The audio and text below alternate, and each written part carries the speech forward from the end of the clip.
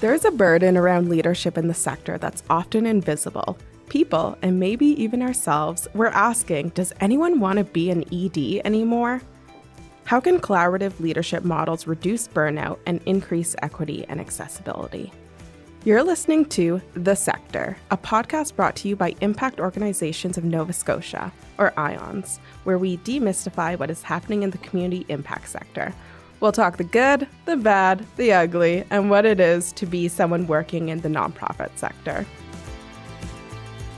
I'm your host, Lydia Phillip, and for this conversation, I'm joined by my team members, Teri Brezner and Kristen Faulkner.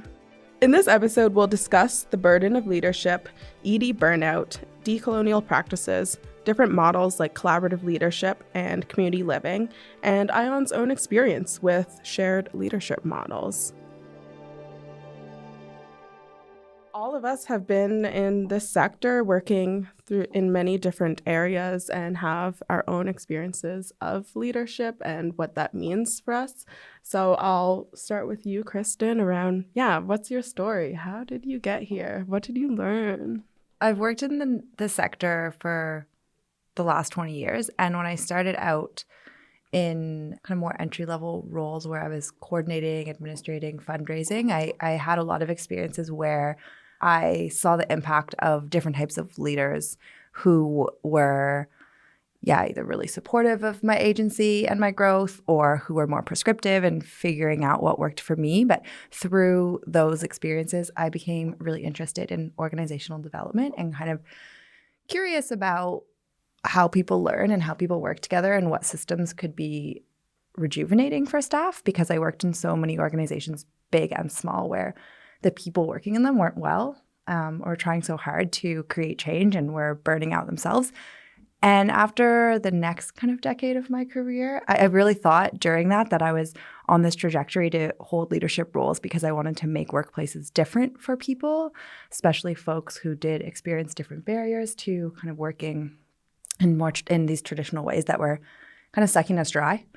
And then I got into those positions and realized that I was burning myself out in those positions and that the structures and the systemic barriers are pretty hard to kind of break down. So we talked a little bit about that in the workforce trends episode yesterday. And I really quickly, as I became a parent, so my child is 4 years old, and I started to experience different things at home and started understanding some of the health conditions I face. I just quickly was like, you know what?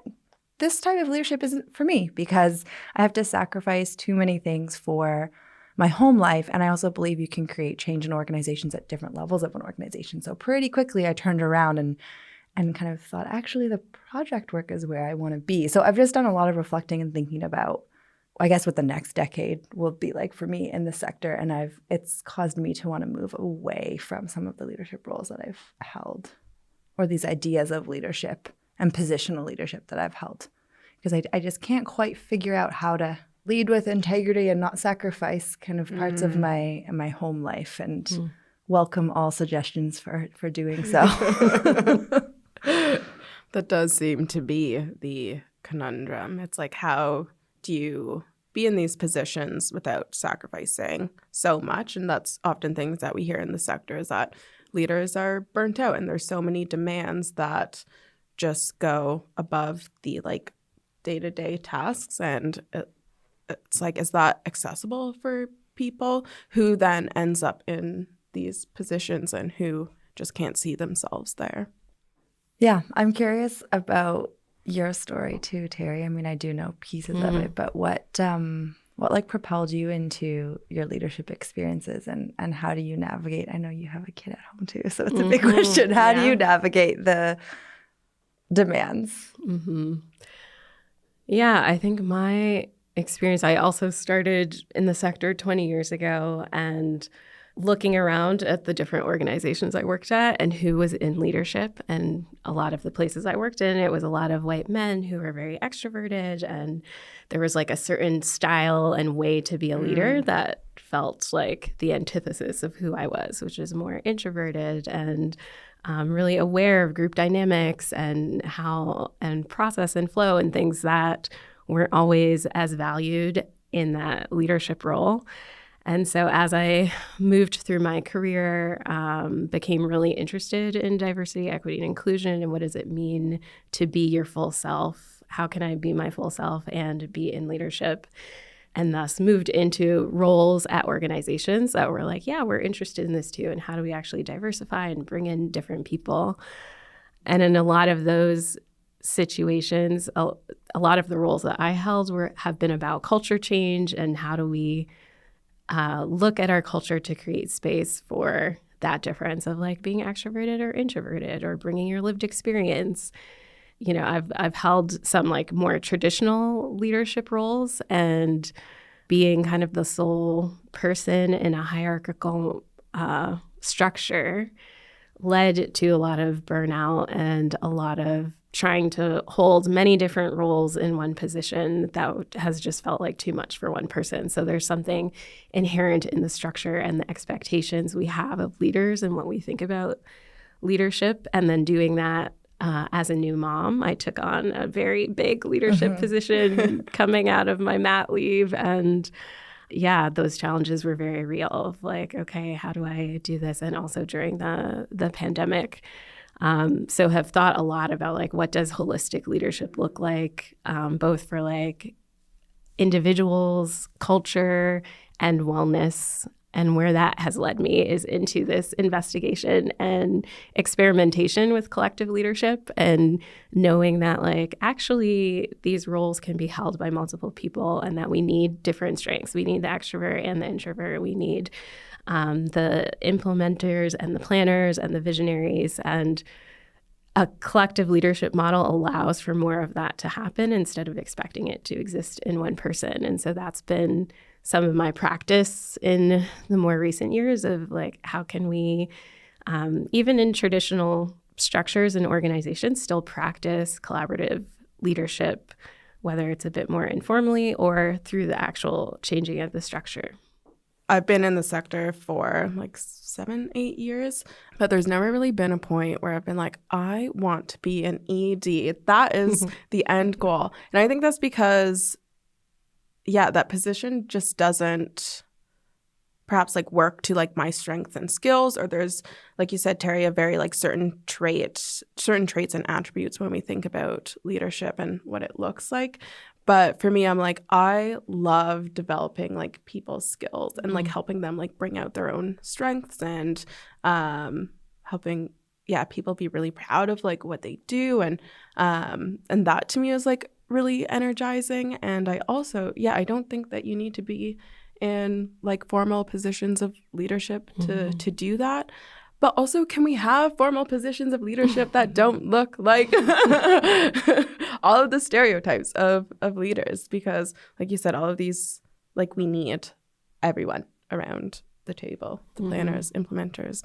You need someone who can talk a good talk, and you need people who are really thoughtful and internal. Yeah, what are some of these traits and values that might actually, that we think about in leaders that might actually present barriers to people? Yeah, for some reason, I have a lot of memories like this, but there are lots of memories that come to me around when I was a little kid. I was really, really quiet and shy, which often surprises people. And I didn't really talk at all. And all of my report cards in the early stages were kind of, I was like clever enough to, creative enough, getting by and sporty enough, like that there weren't any big flags coming home except for the fact that I was basically introverted. And so from the age of maybe 6 or 7, that was what I was kind of getting a pass fail on. And I can remember all of my any notes or parent-teacher interviews or anything coming home was just about the perception of how comfortable I was or how much I was or wasn't enjoying myself based on how many times I was raising my hand. And I know it's a challenging thing to be a teacher and to be looking after 30 kids and figuring it out. But from the age of about 6 to 12 years old, I was just getting so many messages of why it was better to be extroverted that I think I just taught myself how to do it, how to mask it, how to, and that's just one kind of example And I think there are so many more in the world now. And maybe the world's woken up a little bit to kind of sending some of those signals to kids at a really young age. But a lot of it had to do with like what I was going to do and what I was going to be when I was older. And so by the time I was 16, 17, 18, and I was in volunteer positions at school and in volunteer positions with like the United Way and community groups, there was this goal that to do well or to lead well was like to be comfortable standing up in front of 200 people and to be passing these tests in certain ways that I just kind of conditioned myself to do. And it was really powerful for me the first time I had a leader who had a really positive impact on me who just wasn't like that. And the strength of noticing someone who can ground people in a room and who can shift energy with their like quiet being. And I remember in my early 20s thinking, I think I got it wrong. I don't think I have to pretend to be somebody that I'm not. But again, like that's, you know, I've had a lot of privilege in my life and a lot of opportunities as well. And so this is an example that I shared, knowing that there's a lot kind of more harmful things that happen to folks along the way that I think are really preventative of getting into leadership. And so I think the world is shifting. We know that there's lots of ways to be a leader, but there still is a long history of upholding these like extroverted and often masculine patriarchal traits. I remember in university, I would hate when on a syllabus, it like a part of your mark included participation in class.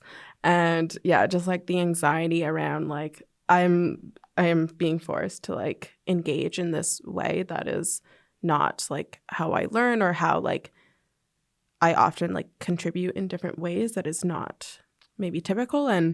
But now you have to. So I think to your point, Kristen, this is like all of the messaging that we get through like childhood and university about, yeah, this is like what is valued. That makes me think too of the expectations around leadership and the idea of like, okay, well, maybe that's not your style, but you work on it and you can develop that skill. And what becomes more possible through frameworks like strengths-based leadership that look at what would it look like to, you know, actually amplify my strengths and then partner and work with somebody else who has, you know, maybe the more extroverted aspect that it's like, okay, yeah, you can hold that piece and I'll hold this piece. And now I have more energy because I'm working in the things that I'm strong in and trusting and working with someone who has complementary strengths and not feeling like I have this deficit to overcome as a model. And so how that can be applied to in collaborative leadership settings. And the other piece of it that I've been thinking about is in my experience when I was moving into leadership roles, it was at a couple organizations that were like had been traditionally white male led and we want to diversify and like, you know, all the things and the expectations that come with that of even just doing leadership differently as a woman of color. And nothing within the organization itself has shifted or changed, but the person doing it has changed. And yet a lot of the same challenges are there. And so how is it both and of like, yeah, what are the different traits, qualities, ways we hold leadership, and then what are also the structures, the conditions, the environment to be practicing leadership.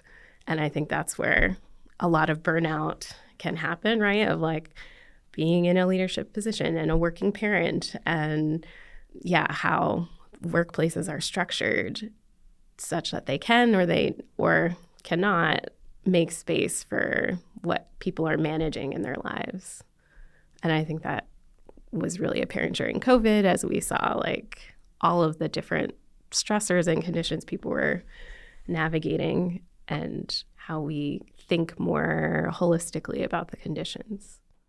Yeah, I'm curious, Teri, when you think of times when you've either been involved with collective leadership or been a part of it, you know, you yourself or at an organization that's doing it well in flow, what are some of those like conditions that change to set it up well? Like, what do you think organizations or teams should look for when they're thinking about either like just taking that first step to distribute it further or or just totally shaking things up? Yeah, that's a great question. The conditions, I mean, I think moving towards a more collaborative model depends on the context. I guess in a workspace, if you're trying to make that transition, one, really having those conversations as a team to be aligned on like what is leadership, what are the actual roles and the skills that we need, and kind of mapping that out. And then looking at the folks that you have and being like, okay, what are the different strengths and how can we work together in partnership and develop enough of a foundation as a team to establish the trust to be able to do it. I know a lot of folks have fear around like, oh, does then everything become consensus? And, you know, we move to that model and things kind of die in the process. But that's just one version that in a lot of the places I've worked, we haven't used that model. It's been more of like consent decision making. So being really clear on those types of structures of like, how will we make decisions? What are the different roles? Having a lot of transparency in access to information and how that gets shared as being some really important foundational pieces. Speaking of collaboration, like I think all of my friends, like my friend group, have like joked about like moving somewhere together and just as friends, like just starting a community, and like we've joked about like our different strengths and how someone would be like the builder and then someone would be like cooking the meals and gardening, and someone would entertain and and plan like social activities. And that's something that we joke about, but is also something that is a reality for people. And Teri, I was so interested in your living situation of like co-housing and community living, and that practice. So very intrigued from the beginning. So I'd love to hear about that model and like how does it work? And like, what are some of those lessons that you've learned from there? Because I'm like, how does this not be a joke? How do we do this? How do we do it? Yeah. I think that's been part of my solution to the burnout question, right? Of like, okay, what I'm seeing in life is like, we can do more together. So how can I practice that in the workplace, in my living space? So yeah, I have moved into this co-housing community, which essentially is a condo development of about 30 units, 30 families that live there. And we come together to collaborate on stewarding the property, the place. So we have our condo buildings and we have a shared space called the Common House, where there's a kitchen, a co-working space, a kids room, some guest rooms, a gym, and then a forest and some land that we take care of. And the experience being there, especially as a working parent, has been incredible, of being able to be in this place where there's an abundance of skill and expertise. And, you know, there's folks who are like really into landscape architecture. And so over the summer, suddenly there were community gardens. And I was like, thank you, because I am not the Greek thumb, but I appreciate and trust you know what you're doing, and that there are these flourishing gardens now. And so it's been this really wonderful experiment and opportunity to see how in a collective, if you lean in and create space for people's strengths and for people to take ownership over particular areas that either interest them or that they care about, that you can kind of tend to all the different things that need to happen. So, you know, my strength is more, you know, working with the kiddos and with the community. So I'm like throwing the dance parties and hosting drama club and kind of the social connected piece. And other people are, you know, making sure that the solar panels are installed and the water is running. And I super appreciate those skills, and also that I don't have to do that. So it is possible, but takes a lot of energy and intention in coming together to really think through like, okay, what are the different roles and needs that exist, and how might we attend to them? And how did you do that, like coming together? So the folks it was started by a family, a couple who have a young son, and they had a vision of really wanting to raise their only child in a community, in a village, and to also live more lightly on the land. So how is it through sharing resources?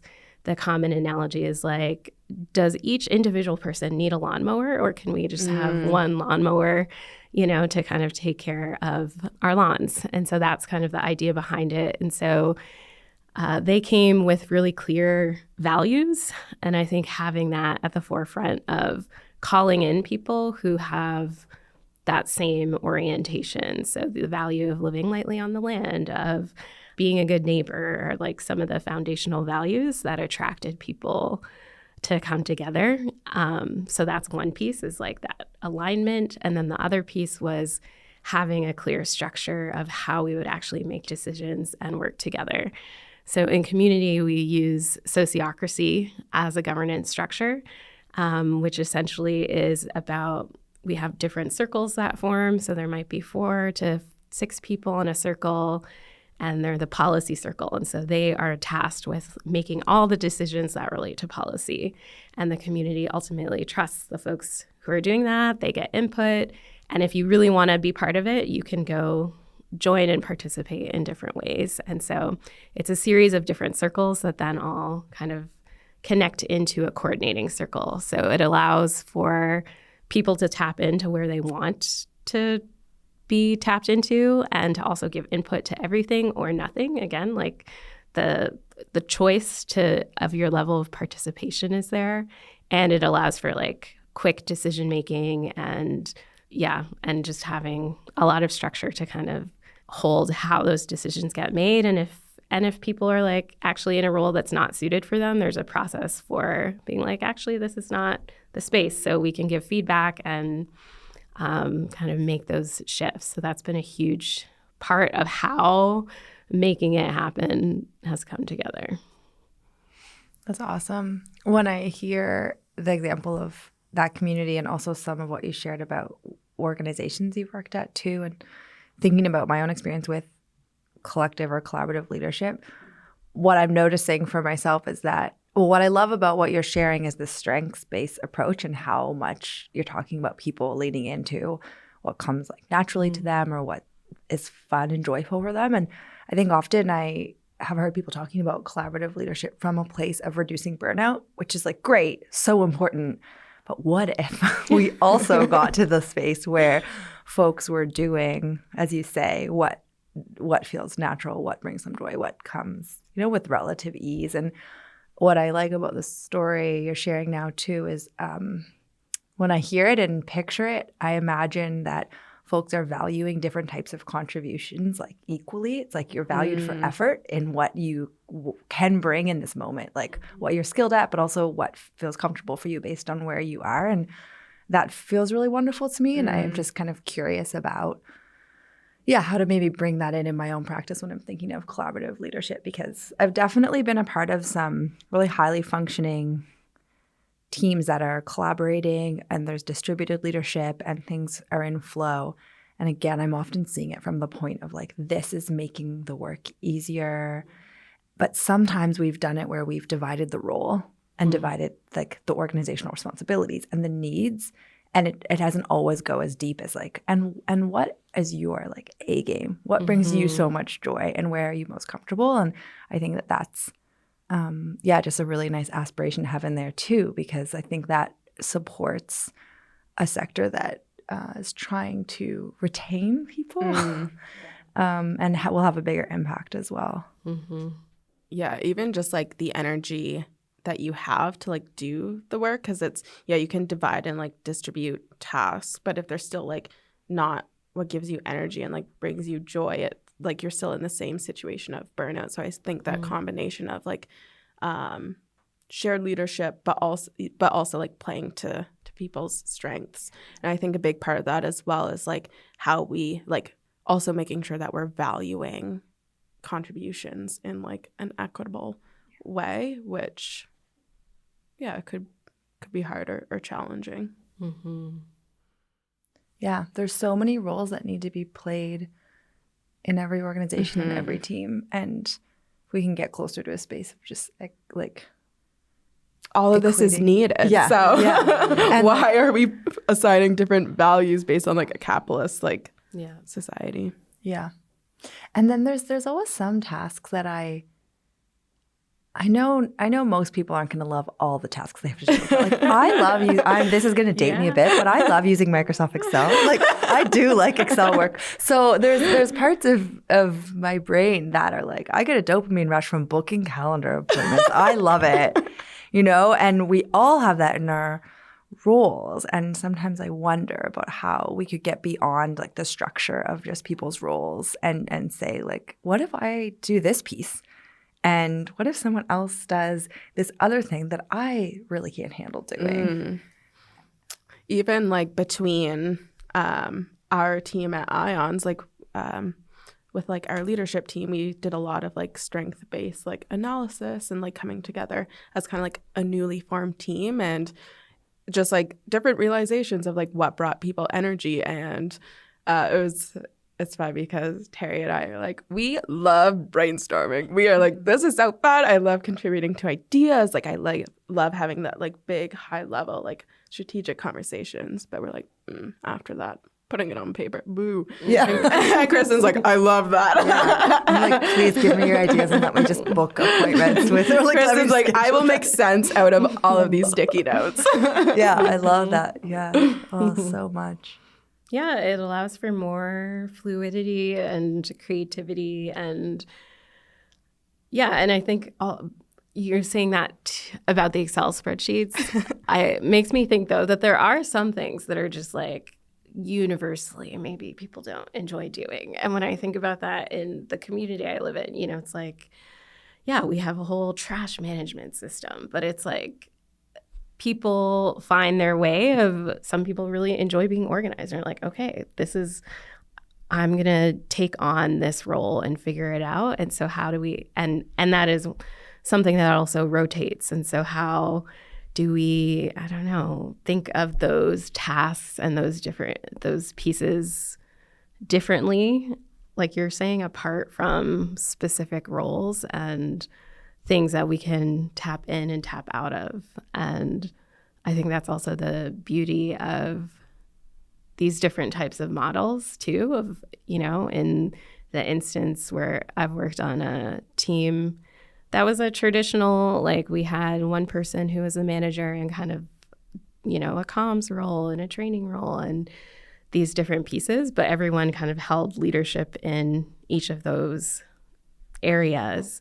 But as a collective, we were like, okay, what needs to happen? What needs to be done? So when, I had an experience where my grandmother passed, and so I was in this moment of grieving, and they were like, you know what? You step out, like take the time, and we got this. And so having the systems set up where it's like, okay, I have the right information to do the things, and it didn't have to be one person in particular, and to be able to trust and be in a space where people could collectively like hold the whole and see, allows for addressing some of that burnout of like, yeah, there's going to be times when we need to step back and the collective or the team can hold that together. And so that's why I see it as a super important solution to looking at how we address burnout that is inevitable in the systems that we're in right now.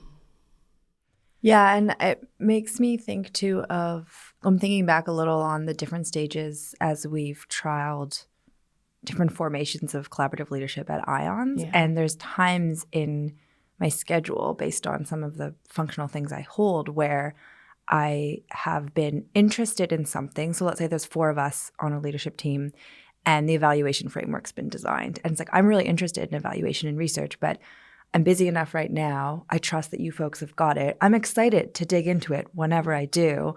And I think one of the kind of myths that has felt busted for me through the trials I've had is that everyone doesn't need to be involved in everything. But if you can develop that foundations of values and trust that you were talking about, it's also helped propel me further to feeling comfortable with like good enough for now. Because if you're in an environment, in a collective where you're valuing that ability to have agility and move things around, you're also more likely to be like, hey, I've got you. I'm going to grab this. It might not be done in the way that you would have done it, but that person's usually feeling a sense of just freedom from the task, right? Yeah. Great, you've got it. And I think that it's really helped for me, propel me further down this desire I have of like letting go of perfectionism as well. And not to say that, I think there's just something within collaboration that allows us to be less hard on ourselves and be less hard on the outcomes that we need, because we're like, oh, actually,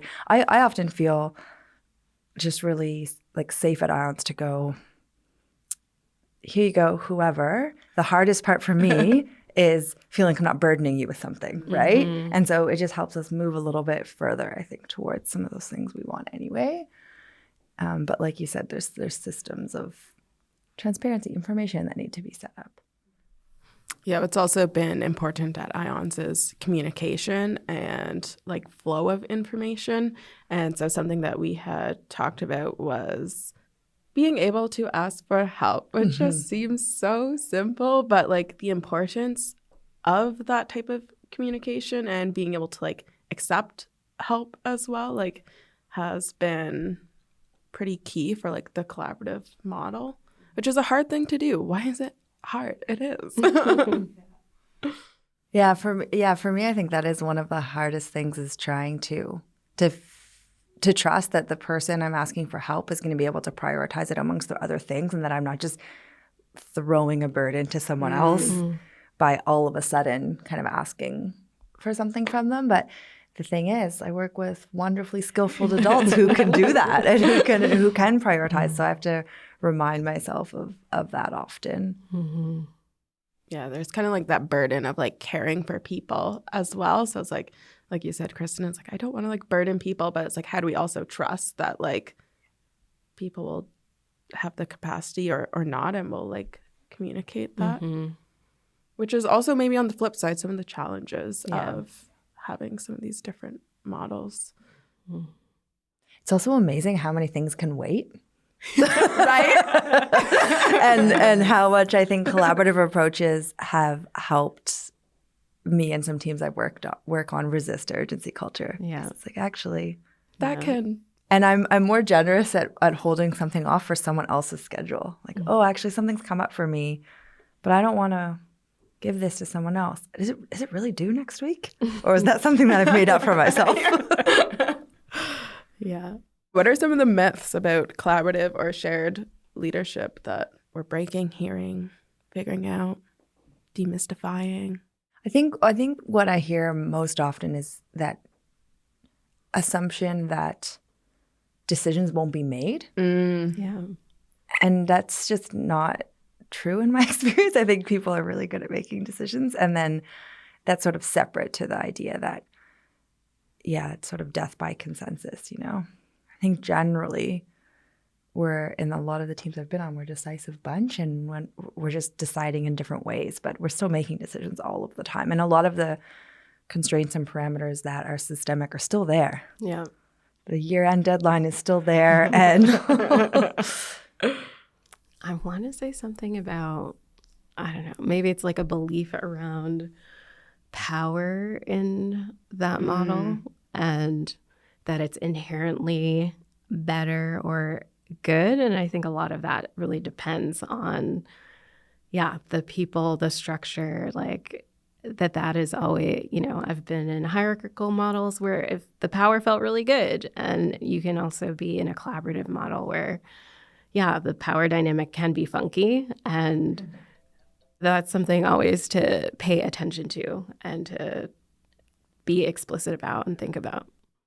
Okay, and one more thing. I know that we're wrapping up, but you said something in your story about your co-housing that I think busts a bit of a myth, which is you said when folks are in circles and the role's not serving them, you still have a system for feedback and moving on. And I think there's a myth around accountability, lack of accountability in these structures, when actually you can create structures and people are still people. We can give them feedback. We can tell them when something isn't good enough for now or isn't aligned with our agreements, and there can be processes to to address that. Mm-hmm. I think to wrap up, it's like when you're thinking about different collaborative models or how people are going to like work together in a space, it's like what do you value and like what is the purpose of this relationship is important to investigate, and how is that creating access for people and also increasing equity and just like reducing burnout but letting people live into their strengths. So I think when you're evaluating whether this is a model that could be experimented, it's important to first start at like the why.